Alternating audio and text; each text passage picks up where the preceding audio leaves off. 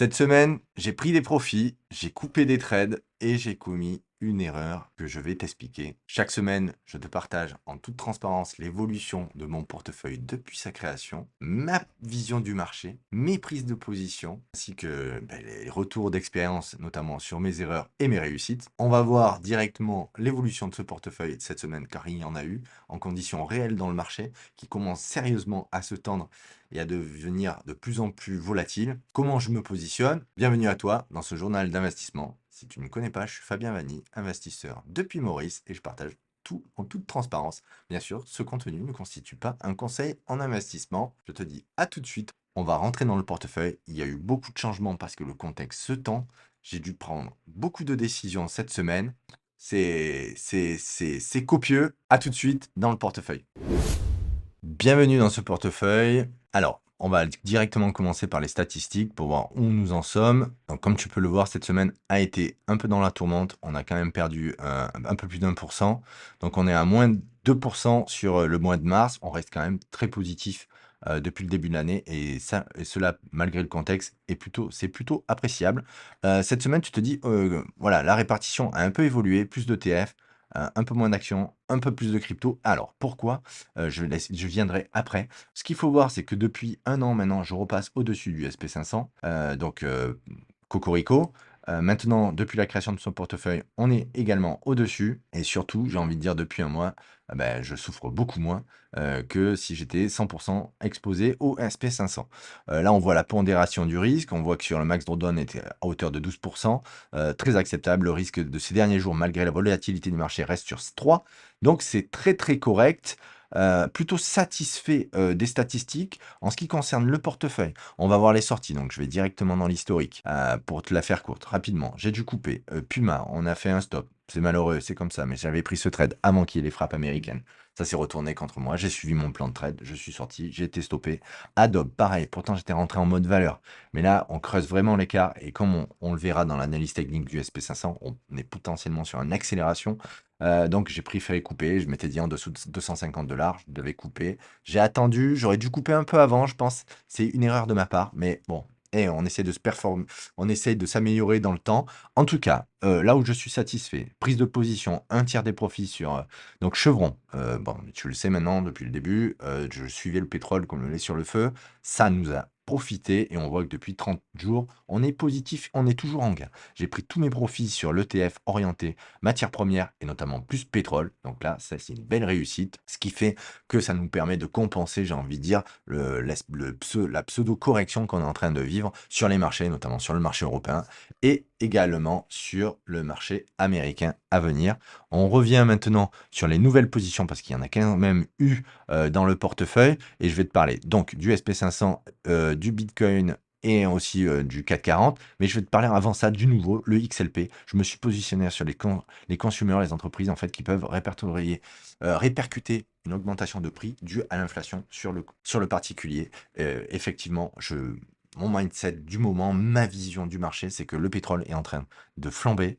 Je pense que ça va corriger, ça va pas tenir. En fait, je l'espère pas, mais on verra bien en suivant le détroit d'Ormuz. Malheureusement, on est macro dépendant. Mais si le pétrole maintient, on risque d'avoir une inflation, ça risque de casser la dynamique. L'inflation de matières premières est réelle. On a vu que sur le FONC, Jérôme Powell est très vigilant sur cet aspect-là. D'ailleurs, les marchés n'apprécient pas, et c'est pour ça qu'on pourrait avoir une correction à venir la semaine prochaine.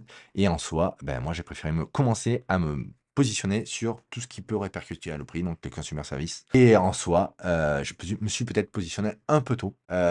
Également sur le Bitcoin, l'erreur que j'ai faite, c'est clairement, je vous le dis, et je vais me l'écrire dans le marbre, Fabien, arrête de te positionner sur le Bitcoin quand il y a le funk. Même si j'étais trop omnibulé, et je vais vous montrer ça sur les graphiques après, par le marché, mes indicateurs techniques, il faudrait quand même que je prenne en compte dans mes décisions à venir, et ça, je vais me le rentrer dans la tête, que quand il y a le fond de Jérôme Powell ou d'un autre, du remplaçant à venir, Fabien, surtout, prend pas de position, parce que ça se retourne contre moi, même si je suis pas sorti, ainsi de suite, mais ça se retourne contre moi, trop de volatilité, et encore plus en ce moment, c'est ça, c'était l'erreur de la semaine, et je suis en toute transparence, je te la partage. Personnellement, plutôt satisfait de la résilience du portefeuille, mais il faut que je te parle d'un aspect technique que je vais vite survoler parce qu'on pourra en parler des heures et des heures. Mais voilà, si on rentre dans le portefeuille, si on regarde le SP500, C'est quelque chose que j'ai appliqué au 440, je te tiens à te le dire, au Bitcoin et aussi au XLP. Donc, c'est les plus grosses positions que j'ai dans mon portefeuille. Mais on va creuser ce que j'ai fait sur le SP500 pour que tu vois bien. Voilà, tout simplement, il faut que tu regardes que là, sur le SP500, j'ai une position en vente à découvert, alors que sur les autres, je suis en achat. Donc, les autres, je te le rappelle, c'était mon DCA de début à la création de ce portefeuille. Donc, c'est pour ça que malgré les corrections, on voit que je suis beau. Je suis autour des 15 points, 20 points de moyenne à peu près. Donc, c'est plutôt bien. Et là, tu te dis, mais Fabien, pourquoi tu es en vente à découvert sur 2? Donc, je suis en vente à découvert, je short sur 80%. Parce que hier, honnêtement, j'étais mal à l'aise car les signaux sont trompeurs. Le VIX, que je partagerai après en analyse technique, et explose. Les signaux sont trompeurs. Et moi, je me suis dit, alors qu'est-ce que tu fais? Tu sors complètement? Mais j'étais déjà à 50% de cash. Et je n'étais pas à l'aise de sortir complètement parce que c'est des positions que je veux tenir sur le long terme. Ce portefeuille, il a un aspect long terme. Pour autant, je veux atténuer la volatilité de ce portefeuille.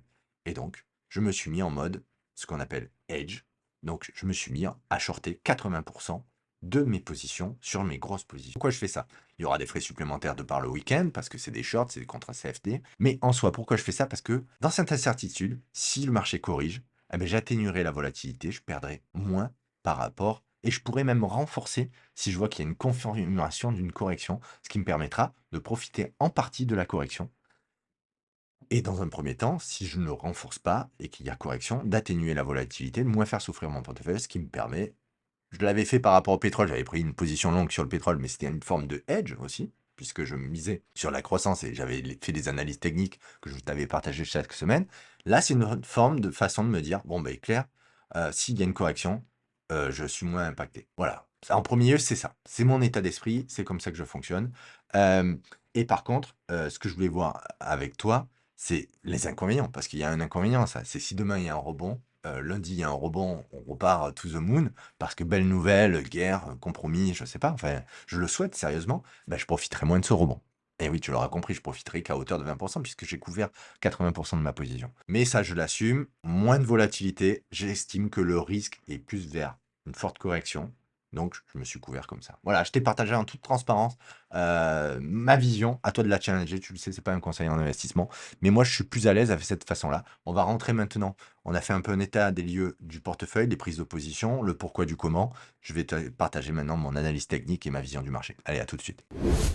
Mais avant tout, si c'est pas déjà fait, un like, un pouce, un partage, ça encourage la création de mon contenu et ça m'encourage à continuer. Je te remercie. À tout de suite. Analyse du Bitcoin, du King, du Roi. Bah écoutez, cette semaine, j'ai envie de dire, le Bitcoin est quand même résilient malgré la tourmente des marchés. On le verra après sur le marché américain. Au-dessus du RSI, on casse cette résistance. C'est plutôt pas mal. En semaine, bon, ben, on n'a pas réussi à récupérer les 74. Et c'est ce que je te disais au niveau de l'erreur, c'est qu'en 4 heures, je me suis positionné là parce que techniquement, je me suis dit que c'était beau, que ça avait bien consolidé.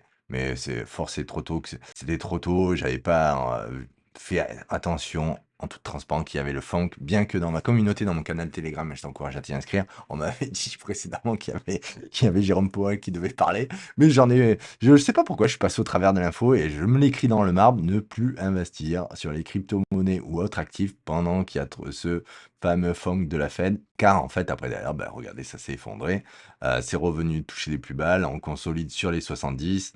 Voilà, j'ai envie de dire, on pourrait sans problème aller chercher les 60. Tout est envisageable parce que le contexte est tellement pourri que j'ai envie de dire, on pourrait. Mais je dois noter quand même une certaine résilience. À voir. Bon, je me suis hedgé sur cet aspect-là, donc on subira moins les conséquences. Mais pour l'instant, bon, force est de constater que c'est pas encore un rebond comme je l'espérais dans un premier temps. Un rebond, pas forcément pour revenir en bull market, to the moon, mais au moins un rebond qui vient chercher la moyenne mobile des 200 pour toucher et buter dessus. Mais force est de constater que le marché est quand même très volatile et on pourrait avoir des semaines de consolidation comme on l'avait eu, j'ai envie de dire, lorsqu'on s'était rapproché des 80K dans cette période-là, hein, autour de début d'année 2024 jusqu'en juillet. À voir, mais pour l'instant, bah, tant qu'on casse pas la moyenne mobile, j'ai envie de dire en semaine, chaque bougie est une semaine, je le vois pas aller beaucoup plus bas. Pour moi, on est quand même sur des plus bas au niveau du RSI. Je trouve il est bien résilient. Bon, enfin, malgré ce contexte-là, je le trouve plutôt solide. À voir comment ça évoluera. En tout cas, on a du cash. On en profitera si jamais à recharger, si jamais il nous laisse l'opportunité d'aller beaucoup plus bas. En ce qui concerne maintenant le marché américain, c'est simple, hein. La semaine dernière, j'avais dessiné c'est cette résistance un petit peu des 5550. Bon, c'est une zone hein, à voir le début de semaine, mais le signal pour moi est clair. On écrase en semaine, hein, bien sûr.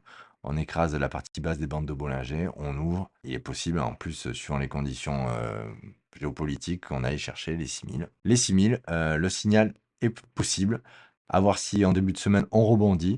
Mais si c'est pas le cas, à mon avis, ça envoie un signal plutôt négatif pour une correction à venir. En premier lieu, les 6000 et après, on peut en imaginer aller chercher la moyenne mobile des 200 autour des 5200. Tout est envisageable. C'est pour ça que j'ai préféré me hedger, me couvrir pour éviter la volatilité du marché et profiter, si besoin, de cette correction. Et on rechargera parce qu'on a quand même pas mal de cash de disponible.